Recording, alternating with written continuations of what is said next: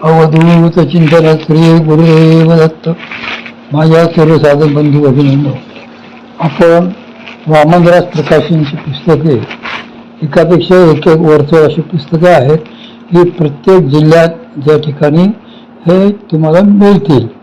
सध्या आपण परमपूज्य शिरीषदादा लिखित जो संती वसुला ठावो हे पुस्तक वाचण्यात घेतले आहे.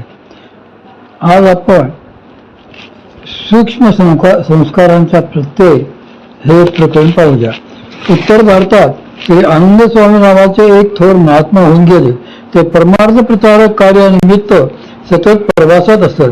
त्यांनी साधकावस्थेमधील त्यांची रोजनिशी लिहिलेली आहे. त्यात त्यांनी एक असा अनुभव नोंदवलेला आहे की एकदा ते त्यांच्या एका नातेवाईकाच्या घरी उतरले होते. त्या नातेवाईकाने त्यांना एका खोलीत राहायला जागा दिली.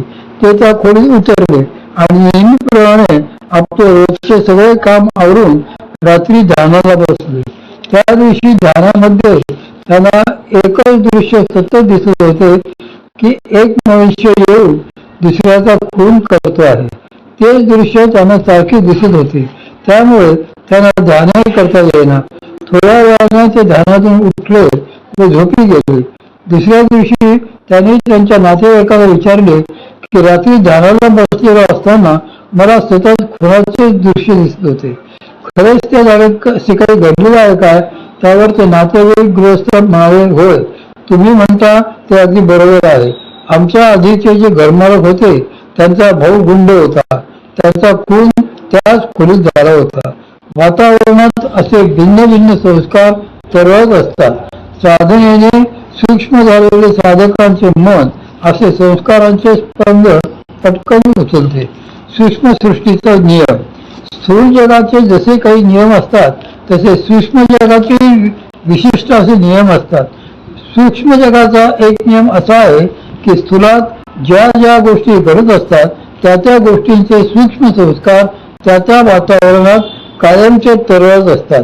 काळाचा मधला पडदा जर दूर करता आला तर त्या घडून गेलेल्या घटना पुन्हा बघता येतात. ते वातावरण अनुभवाला येते. उदाहरणार्थ, पानिपतावर अब्दाली मराठ्यांचे जे युद्ध झाले ते कधी संपले, पण त्या घडलेल्या घटनेची, त्या युद्धाची नोंद अजूनही तेथील वातावरणामध्ये आहे. सूक्ष्म रूपाने आजही त्या घटना त्या वातावरणात तरंगत आहेत आणि तसे अनुभवही काही व्यक्तींनी घेतलेले आहेत.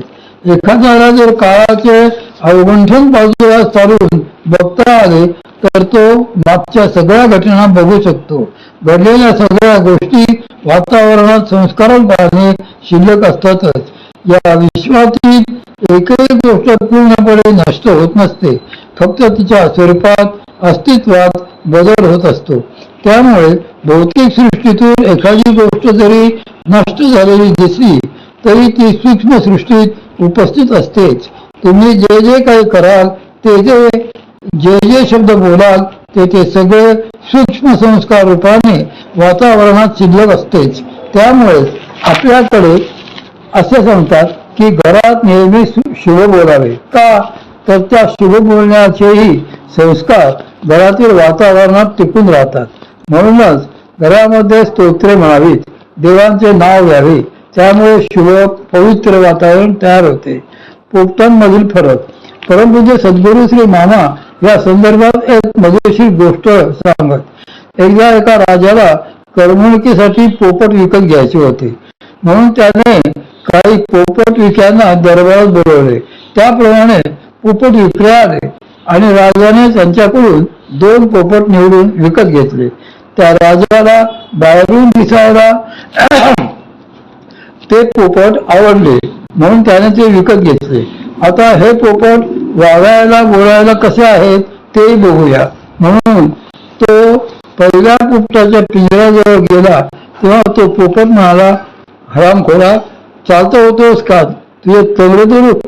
ते ऐकून हताशपणे राजा दुसऱ्या पोपटाच्या पिंजऱ्याजवळ गेला. तो पोपट म्हणाला, या महाराज, आपले स्वागत असो. त्या शब्दांनी राजा प्रसन्न झाला व म्हणाला, वा, हा चांगला पोपट आहे. मात्र या घटनेमुळे राजाला असा प्रश्न पडला की हे दोन्ही पोपट दिसायला तर सारखेच आहेत, पण मग त्यांच्यात हा फरक कसा? म्हणून त्याने शोध घेतला की हे पोपट आणले कुठून. त्यावेळी त्याला असे कळून आले की जो वाईट बोलणारा पोपट होता तो भिल्ल वस्तीवरून आणलेला होता आणि जो स्वागत करणारा पोपट होता तो एका ऋषी कुळाजवळच्या झाडावरून आणलेला होता, जिथे रोज उत्तम संस्कार होत होते, अतिथींचे स्वागत होत होते, पावित्र्य सांभाळावे. याचाच अर्थ असा की तुमच्या चित्तावर तुमच्या भोवतालच्या वातावरणाचे संस्कार न कळत होत असतात. त्यासाठीच आपण वातावरणावर चांगले संस्कार करीत राहिले पाहिजे. म्हणूनच सद्गुरू असे सांगत की आपली जी साधनेची खोली असते त्या खोलीत इतर प्रापंचिक गोष्टी शक्यतोवर करू नयेत. पण हल्ली बऱ्याच ठिकाणी जागेची अडचण असते. लहान घरात साधनेसाठी वेगळी खोली राखून ठेवता येत नसते. पण ज्यांना अशी वेगळी खोली ठेवता येणे शक्य आहे त्यांनी ती तशी अवस्था ठेवावी. ज्यांना कुणाला अशी वेगळी खोली ठेवता येणे शक्य होणार नाही त्यांनी साधनेसाठी एक निश्चित जागा तरी ठरवून घ्यावी आणि त्या जागेत आपण इतर प्रापंचिक गोष्टी करणार नाही याची किमान काळजी घ्यावी. म्हणजे त्या जागेवर बसून आपण बैठक करतो त्याच जागेवर पोराला धरून झोपटू नये. त्याच जागी बसून नवऱ्याला शेजाऱ्यांना शिव्या घालू नयेत. तेथील वातावरणाचे पावित्र्य सांभाळावे. श्री माऊली येथे म्हणतात, अशी एक जागा बघावी की जेथे गेल्यावर मनाला वैराग्य उत्पन्न होईल. जागा निवडण्याची ही पहिली कसोटी आहे. त्या जागी बसल्यावर जर वैराग्य उत्पन्न होत नसेल तर ती जागा पवित्र नाही असे निश्चितपणे समजावे. जागा अशा संस्कारांची असेल त्याप्रमाणे तिथे बसणाऱ्याला बुद्धी होत असते. गुराख्याचा न्याय या संदर्भात भोजराजाची सिंहासन बत्तीसी नामक ग्रंथातील एक गोष्ट प्रसिद्ध आहे. धारानगरी ही त्या भोजराजाची राजधानी होती. त्याच्या आधी तेथून जवळ असणाऱ्या अवंती नगरीत राजा विक्रमादित्य होऊन गेला होता. त्याची अवंती नगरी भोजराजाच्या काळात ओस पडलेली होती. तेथे मातीचे ढीग, खड्डे, काटेरी झुडपे वाढून महाराणासारखी जागा तयार झालेली होती. भोजराजाच्या काळात एक गुराखाचा मुलगा आणि त्याच्या बरोबरीची काही मुले ही खेळायला म्हणून त्या महाराणावरील एका टेकाडावर जात असत. तिथे गेल्यावर तो गुराखाचा मुलगा न्यायनिवाडा करीत असे. तो त्या टेकाडावर एका विशिष्ट जागी बसला की त्याला न्यायनिवाडा कसा करायचा ते आपोआप स्फुरत असे. मग काहीही शिक्षण नसताना, कायदे कानून नीतिधर्म माहीत नसतानाही तो मुलगा अगदी अचूक न्याय देत असे. म्हणून त्या पोराकडे मोठमोठी प्रकरणे न्यायासाठी लोक आणत असतात. एकदा असेच एक क्लिष्ट प्रकरण भोजराजाच्या दरबारात न्यायासनासमोर आलेले होते. त्या प्रकरणात न्याय कसा करावा हे भोजराजालाही सुचत नव्हते. त्याच दरम्यान एकदा योगायोगाने राजा भोज फिरत फिरत त्या शेजारच्या ओसाड दगडीत आला.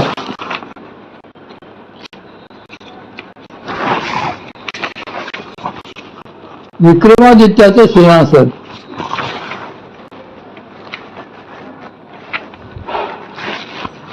ज्यावेळी तो त्या महाराणा भागात गेला त्यावेळी त्याने बघितले की तिथे एका टेकड्यावर गुराख्याची काही पोरं जमलेली आहेत आणि त्यातलाच एक लहान मुलगा एका प्रकरणात न्याय देत आहे. गंमत म्हणजे त्यापुढे त्यांच्यातल्या एका मुलाने राजा भोजाच्या दरबारात जे क्लिष्ट प्रकरण न्यायालयासमोर आलेले होते त्याच प्रकारचा नेमका प्रश्न त्या गुराख्याच्या मुलासमोर मांडला आणि त्या गुराख्याच्या मुलाने त्यावर अत्यंत चपखल असा न्याय दिला. ते सर्व पाहून राजा भोज अत्यंत खुश झाला. त्याला आश्चर्य वाटले की या मुलाला हे कसे काय जमले. म्हणून त्याने हाका मारून त्या मुलाला जवळ बोलावले. मात्र त्या ठिकाणावरून खाली उतरून राजा समोर येताच ते पोर अतिशय घाबरले आणि म्हणाले, छे छे, मला यातले काही कळत नाही. फक्त त्या टेकाडावर विशिष्ट जागी बसलो तरच मला असे निर्णय घेण्याचे सुचते. त्या पोराच्या सांगण्याची सत्यता पडताळून पाहण्याकरता पुढे जेव्हा भोजराजाच्या आज्ञेने त्या टेकाडाच्या जागेवर उत्खनन केले गेले तेव्हा तेथे अत्यंत सुंदर असे सोन्याच्या रत्नजडीत 32 पुतळ्या जळविलेले राजा विक्रमादित्याचे देवराज इंद्र प्रदत्त सिंहासन आढळून आले. म्हणजे त्या सिंहासनाच्या स्थानाचा महिमाही कसा होता ते बघा. केवळ त्या सिंहासनाच्या प्रभावामुळे अति अशिक्षित गुराखी बालक देखील न्यायनिमित्तीच्या गोष्टी बोलत असे. वैराग्याची जोपासना.